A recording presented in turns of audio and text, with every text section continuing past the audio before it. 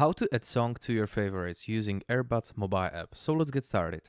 Open the app, click on this profile picture, and if you click on this song and hold, you will see these options: add to favorite, react to the song, or play on Spotify. The first option, favorite, and here we go, you add it to the favorites. Now I'm going to show you how to remove from favorites. It's the same process. Tap on it, hold, and this option will pop up, remove from favorites. And this is how can you do it. So if you see the song, not here, but here, from your friend, it's the same process. Just tap on the song and easy add to favorites. Thank you for watching. If you found this video helpful, leave a comment or like.